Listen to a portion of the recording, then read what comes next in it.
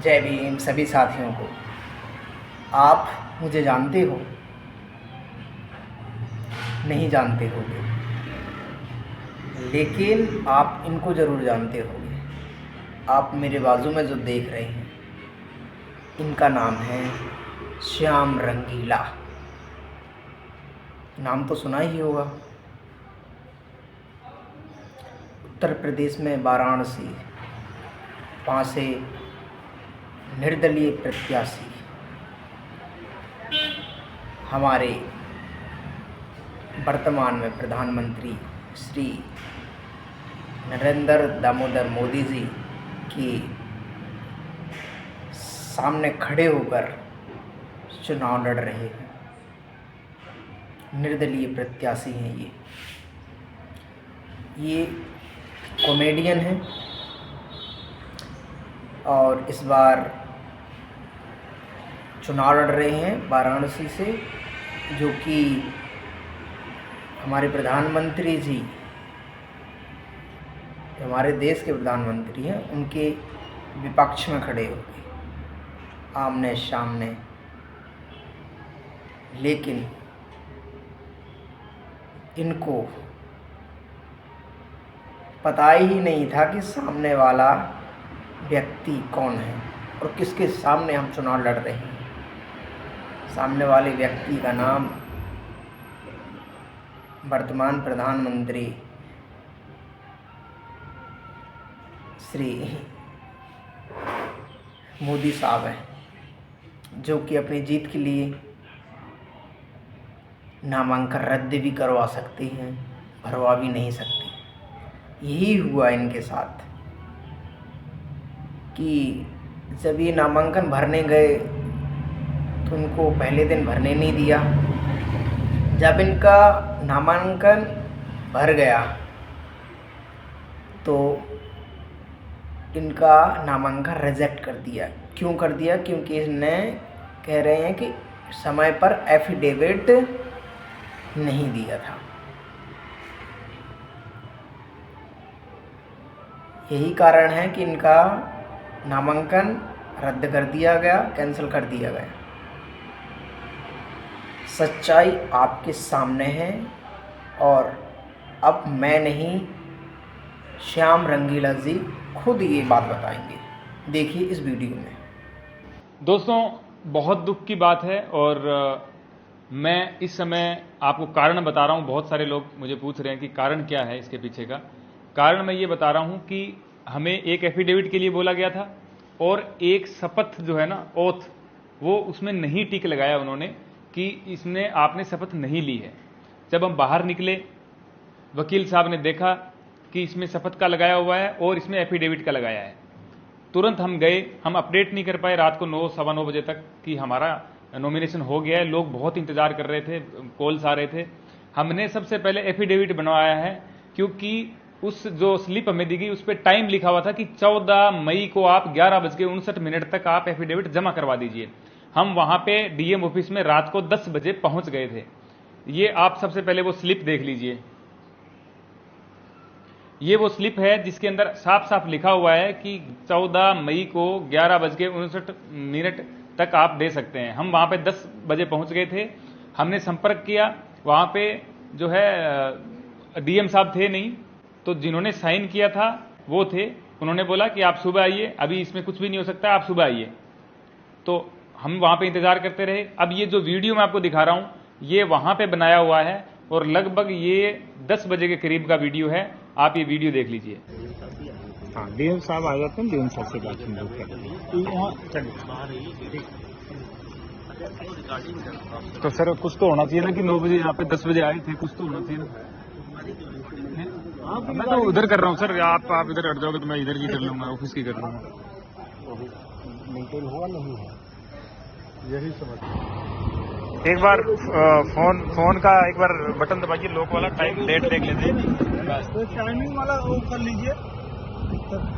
Timing तो आता है ना जिससे? हाँ, आ जाता है अपने आप, लेकिन इसमें फिर भी दिखा देते हैं। डीएम को फोन मिलाने में वो कर रहा है, वो नहीं, वो आ ही नहीं रहा ना।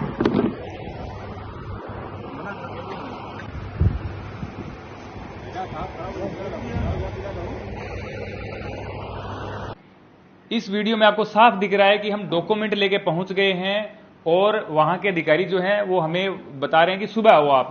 उसके बावजूद हमने वहां पे इंतजार किया डीएम साहब का। डीएम साहब आए हैं और उनको हमने जब कहा है कि सर हम एफिडेविट लेके आ गए हैं टाइम से पहले, उन्होंने बोला तुम आप पिकनिक पे आए हो, यहाँ पे रात को घूम रहे हो, पिकनिक है ये, पिकनिक स्पॉट बना रखा है इसको, निकलो इधर से। तो हमने कहा सर आपने टाइम लिखा इसलिए आए हैं, हम कोई दिन भर से यहाँ पे खड़े हुए हैं, शाम को यहाँ पे आ रहे हैं, ऐसा थोड़ी हम शाम को आते फिरेंगे यहाँ पे। तो पुलिस वालों की तरफ देखा, अधिकारियों की तरफ, और बोला कि तुम्हें नौकरी से निकलवा दूंगा मैं, निकालो इनको बाहर। अब ये बात बोली तो इतना तो हम भी समझते हैं कि अब क्या यहां पे लेंगे डॉक्यूमेंट कि नहीं लेंगे। वहां से हम आ गए और अब मैं ऑनलाइन ये अपडेट देख रहा हूं कि उन्होंने अपडेट का डाला हुआ है कि एफिडेविट नॉट रिसीव्ड 11:50-60 का 50-55 मिनट का उन्होंने कुछ डाला है कि एफिडेविट नहीं मिला। अब ये सबूत आपने देख लिए, हम वहां पे पहुंच गए थे, सब पहुंच गए थे। अब जो है ना ये एफिडेविट का बहाना चलेगा नहीं। आज मुझे एफिडेविट का उन्होंने बोला तो मैंने कहा सर हम रात को आए तो थे। बोले आप बहस मत कीजिए, वो कोई टाइम नहीं था आने का। मैंने कहा सर आपने टाइम लिखा है, बोले 3 बजे तक का टाइम होता है 14 तारीख को। मैंने कहा आपने क्यों लिखा है, आपने तो 5 बजे तो मेरे से नॉमिनेशन लिया है ना, तो आप 3 बजे का कैसे टाइम दे सकते हैं, 2 घंटे पहले का। तो उन्होंने बोला कि आपने शपथ भी नहीं ली। मैंने कहा सर मैंने शपथ ली तो है, अभी जो आपने जो बोला है वो सब कुछ किया है तो शपथ ली है मैंने, मुझे थोड़ी पता है शपथ कैसे ली जाती है, आपने कहीं साइन करवाया मैंने कर दिया। बोले शपथ आपने नहीं ली है। मैंने कहा सर आप मुझे बताएंगे तो मैं ले लेता, मैं मना थोड़ी करता शपथ के लिए। कुल मिलाकर के उन्होंने ये बता दिया कि अब आप बहस मत कीजिए, आप जाइए यहां से। और वहां से हम भारत माता की जय के नारे लगाते हुए बाहर निकले और धन्यवाद किया डीएम साहब का और बाकियों का, और हम वहां से आ गए। उसके बाद मीडिया बाइट दी है जो आप सबने देखी है। अब जो मुझसे कारण पूछ रहे हैं तो इसके पीछे का यही कारण है। अब आप तय कर लीजिए कि हमारे डॉक्यूमेंट कम थे या क्या चीजें कम थी या कुछ गलत था, तो वो सुधार किया जा सकता है, उसमें समय मिलता है।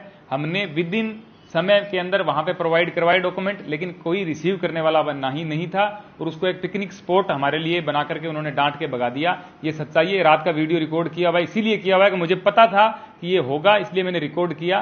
तो अब आप सब देख चुके हैं। मेरी सबसे निवेदन है, मेरे शुभ चिंतक है, मैं गुस्से में भी हूं, दुख में भी हूं, इसलिए मुझसे कुछ भी अगर आपसे मेरी किसी का फोन आए और थोड़ी सी गुस्से में या किसी भी तरीके से बात हो जाए तो मुझे आप क्षमा कर दीजिएगा। मैं उस हालत में नहीं हूं जैसा मैं पहले था। मेरा आपसे निवेदन है कि एटलीस्ट एक दिन 24 घंटे मुझे दीजिए, मुझे कॉल मत कीजिए। मैं जो भी अपडेट होगा, जैसे ये वीडियो डाला है मैं वैसे ही डालता रहूंगा। मुझे सबने सहयोग दिया है, आगे भी आपका सहयोग चाहूंगा। बहुत बहुत धन्यवाद।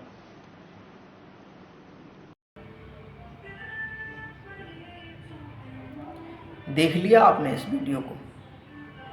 आप जानते होंगे कि 5 मिनट की वीडियो ने आपको बता ही दिया होगा कि मैदान छोड़ने वाले कौन हैं। अगर सामने वाला बंदा निर्दलीय प्रत्याशी है, चुनाव लड़ना चाहता तो लड़ने दो उसको। आप उसे रोकने की कोशिश क्यों कर रही है? वो डीएम कलेक्टर ने ही इनके साथ गद्दारी की है। उनने अपना टाइम भी दिया है, लेकिन उस टाइम से पहले भी आ गए हैं। लेकिन फिर एफिडेविट में यह कह दिया गया कि आपने समय से पहले एफिडेविट जमा नहीं किया है, और कुछ शपथ थी जो कह रहे हैं कि आपने शपथ नहीं ली। तो आपको तय करना है। लोकतंत्र की हत्या हो रही है हर जगह। चाहे आप हमारे वोटर्स के साथ देख लीजिए, चाहे बीजेपी की विपक्ष में खड़े होने वाले व्यक्तियों को देख लीजिए, उनके खिलाफ कार्रवाई हो रही है। अगर आज आप सही वोट नहीं डालेंगे तो आने वाले वक्त में आप ही इस बात को भुगतेंगे। निर्णय आपको लेना है। मैं आपको सलाह दे सकता हूँ लेकिन वोट आपकी मैं डालने नहीं जाऊंगा, आपको खुद ही डालना पड़ेगा। और सही प्रत्याशी चुनिए, उनको चुनिए जो समाज के लिए खड़े। जय भीम, जय संविधान।